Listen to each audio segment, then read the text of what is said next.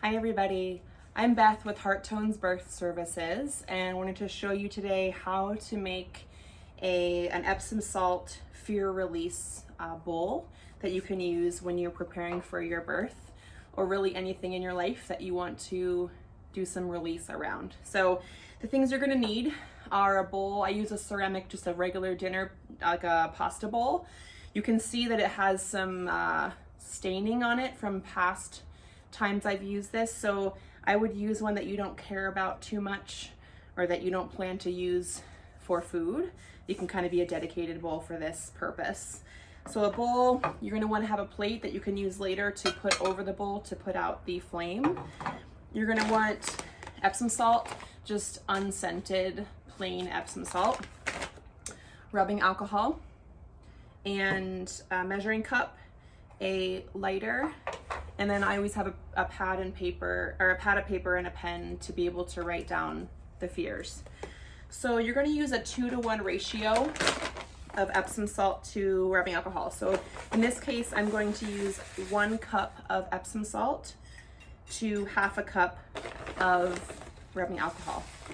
Doesn't have to be exact, just get it in there. I usually kind of break up there's little chunks usually, so break those up.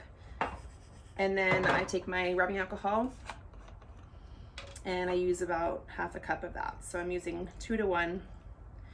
And I'm just going to spread it out evenly around. It's going to soak the Epsom salt.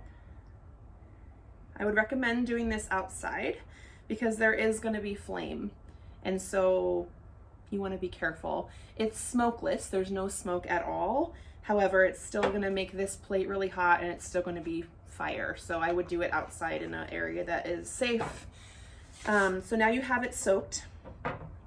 What you're going to do next is take your lighter and you just kind of light it basically. So you're going to find that it might take a second. You might need to find a couple spots to light. And sometimes if it doesn't light right away too, sometimes I add a little bit more rubbing alcohol so it's a little bit more saturated. So you can kind of see, play it by ear.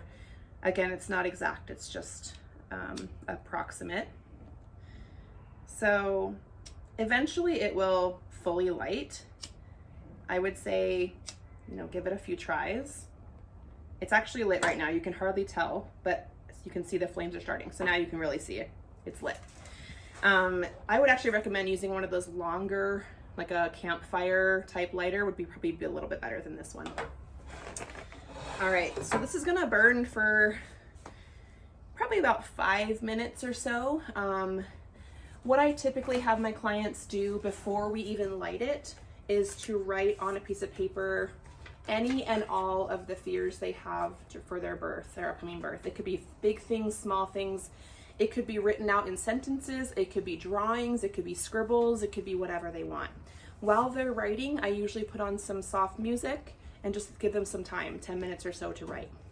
So let's pretend like I've written my fears on this paper. If I'm the client, one option is that I can speak them aloud to my doula or my partner or whoever's there with me, my support people. And sometimes reading them aloud can really help to process them as well.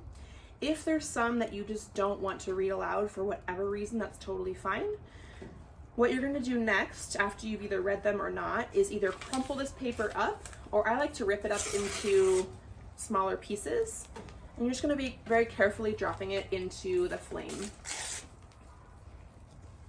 And really take the time to watch it burn. And as you're watching it burn, taking some deep breaths and just imagining those fears, watching them go. So you might do this with a couple pieces of paper. Again, if they want to just crumple it up and put it in, they can also do that. You kind of hear a sizzling sound. You might not hear it on the video, but it's sizzling. Again, there's no smoke at all. So there's no smell. It's pretty great for that reason. So when they're done, either after the flame has already fully burned out, or if you want to put it out early, that's what you have this plate for. You simply slide the plate over the top. And remember, the bowl underneath is very hot, so don't touch the bowl, okay? So just let that sit, let that be. Again, your client might want to process some of the fears, talk through them, and just be that witness, you know, allow them to talk through their fears and really allow them to feel that feeling of fear and allow it to release. I tell my clients when I do this that this doesn't mean the fear is completely 100% gone. You might still have it, but it just shifts it a little bit in your brain. It gives you a new perspective. The actual process of ripping up the paper, of putting it in the flame, of watching it burn, actually creates a response in your brain that kind of reframes the fear a little bit and makes it a little bit less intense usually. So once we're done, this might be a little hot. Let's see if the flame is out. So the flames are out. What I usually do, which I don't have it with me right now, but I usually bring a small jar, like a small mason jar or a little like jelly jar, something that's really tiny. And I bring a spoon and I spoon the ashes of the paper into that jar. Some of the Epsom salt usually comes with it too, but I'm mainly focusing on getting the ashes into the jar. And then I might bring some dried lavender or some other herbs or something like that to also sprinkle into the jar, just kind of as a special addition to it. And I seal up the jar and I give that to the client and tell them this is something you can use as a visual representation of you have done something to put your fears somewhere else. You have allowed them to release from your body a little bit. And sometimes that can really help clients when they have those fears come back up again. They can look over at this little jar and say, oh yeah, I put my fears in there, so I don't need to hold on to them. I don't need to dwell on them right now. Some people might instead want to take the ashes and throw them into the wind or bury them in the yard or flush them down the toilet or just throw them away. Whatever they want to do with them is fine.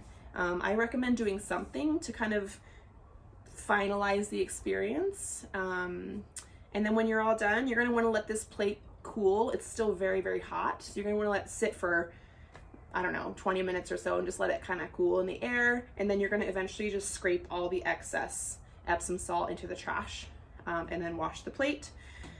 And that's about it. You're good to